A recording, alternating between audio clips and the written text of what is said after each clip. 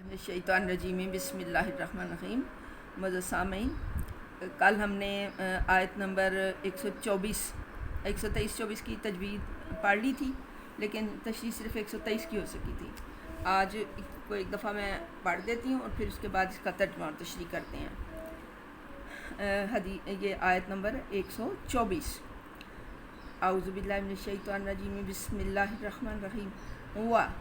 हुआ इज़िब्तला इब्राहीम रब्बुहु बिकलिमातिन फ़अतम्महुन्न क़ाल इन्नी जाइलुका लिन्नासि इमामा क़ाल व मिन ज़ुर्रिय्यती क़ाल ला यनालु अहदिज़्ज़ालिमीन। हाँ जी, बात क्या चल रही थी कि ये जो बनी इसराइल थे, इन्हें बताया गया कि भाई आपको तमाम आलमीन पर फजीलत दी गई थी, लेकिन एक अरसा तक आपको आजमाया गया, आपको देखा गया, आपको परखा गया। जब आप शराइत पे पूरे नहीं उतरे तो फिर वो फजीलत और शर्फ और बुजुर्गी आपसे ले ली गई और उम्मत मुहम्मदिया के सुपुर्द कर दी गई।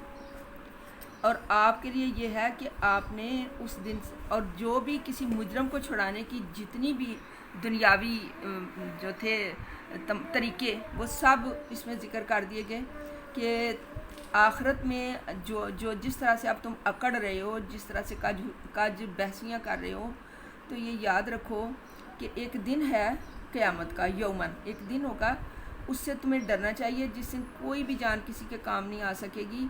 कोई जो है वो रिश्वत सिफारिश बिल्कुल तुम्हें कोई फ़ायदा नहीं देगी, ना कोई सिफारिश कर सकेगा, ना तुम्हारी मदद होगी।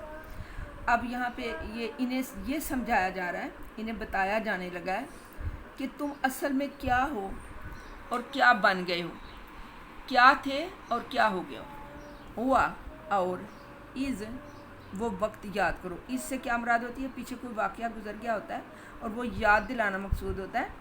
हुआ इज़िब्तला, इज़िब्तला क्या है, इब्तला से। इब्तला किसको कहते हैं, आजमाइश को, इम्तिहान को।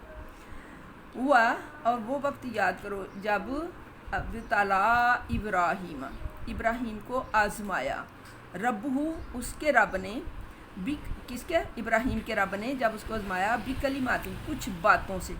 कलिमा तो लफ्ज़ होता है ना, लेकिन यहाँ पे इससे क्या मुराद है, भी कलिमातिन कुछ बातों से। फ़अतम्महुन्न पस वो उन पर पूरा उतरा। फ़अतम्महुन्न पस उसने वो तमाम कर दी, वो उन पर पूरा उतरा। जो आजमाइश उसकी की गई थी उस पर वो पूरा उतरा।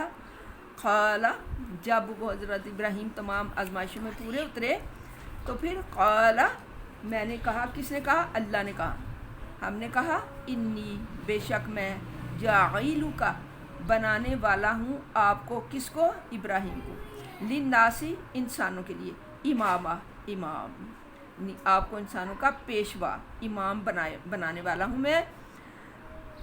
और क्योंकि आपने मेरी तमाम आजमाइशों के ऊपर आप पूरा उतरे। क़ाला, तो किसने कहा, इब्राहीम ने। ये देखें कुरान का इजाज़, कहीं भी कोई आपको रिपोर्टिंग स्पीच नज़र नहीं आ रही, इसके बावजूद हमें समझ आती है कि ये क़ाला किसके लिए और ये क़ाला किसके लिए।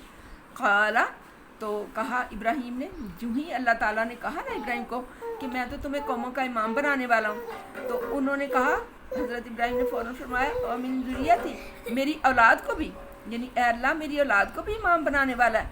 क़ाला, तो अल्लाह ने साफ उसी वक्त कह दिया हज़रत इब्राहीम को।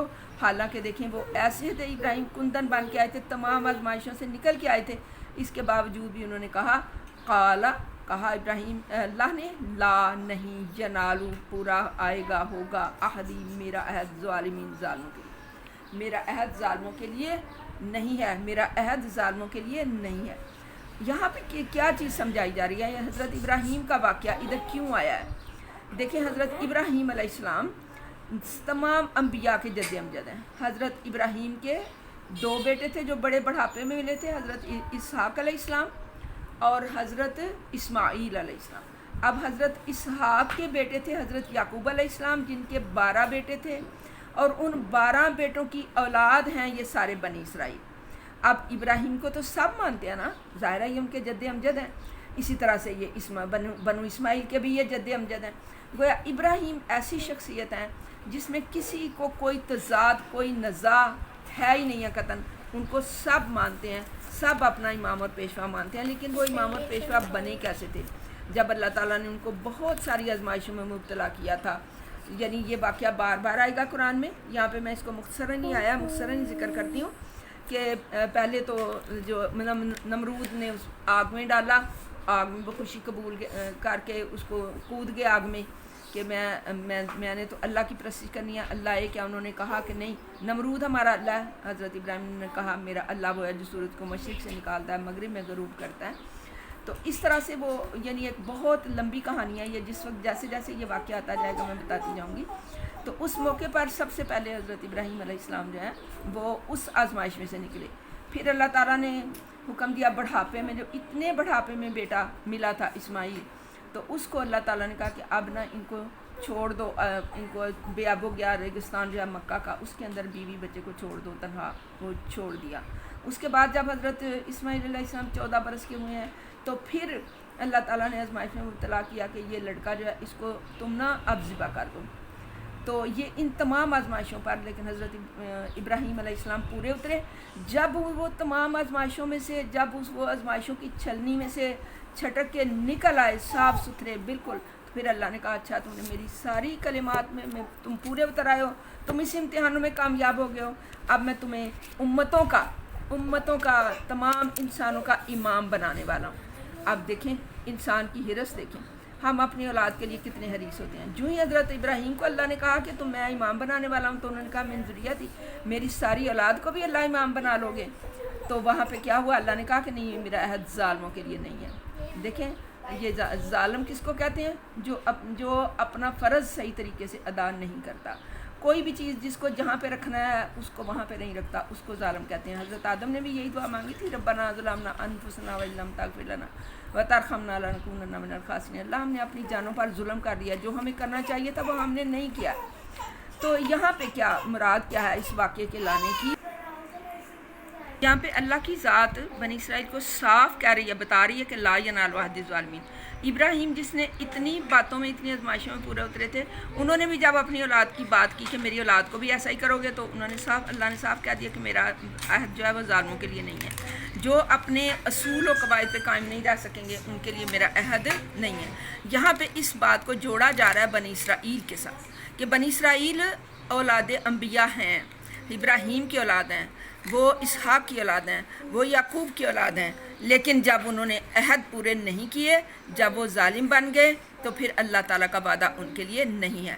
یہاں پہ بھی اسی چیز کی جو ہے وہ ان کو سمجھایا گیا ہے، بتایا گیا کہ بے شک تم انبیاء کی اولاد ہو، اور ابراہیم کو تو تم سب مانتے ہو نا، ابراہیم تو تمہارے جد امجد تھے، اور وہ کیسے تھے؟ وہ تو حنیف تھے، وہ تو حنیف، ابراہیم خنیفہ، وہ تو ایک طرف ہو کر، اور وہ مسلمان تھے۔ ان کے لیے سب سے پہلے مسلم کا لفظ استعمال کیا گیا تھا، اور وہ تو ایسی شریعت ہے کہ ایون کہ نبی صلی اللہ علیہ وسلم کو حکم دیا گیا اتبع ملت ابراہیم خنیفہ، ابراہیم حنیف کی ملت کی، ان کی جو شریعت ہے اس کی پیروی کرو۔ تو اے بنی اسرائیل، آپ ان کی اولاد ہو، ان کی اولاد ہو تو آپ ان کی پیروی کیوں نہیں کرتے؟ تو یہ تھا اس آیت کا مقصد کہ اللہ تعالیٰ نے ان کو یہ پوچھنا ہے کہ ابراہیم کی اولاد تو کہلاتے ہو، جد امجد تو تمہارے ہیں، تو ان کی پیروی کیوں نہیں کرتے؟ ان کی پیروی کرنے کا تو نبی صلی اللہ علیہ وسلم تک کو حکم دیا گیا ہے کہ اتبع ملت ابراہیم خنیفہ۔ ہاں جی، وما علینا الا البلاغ۔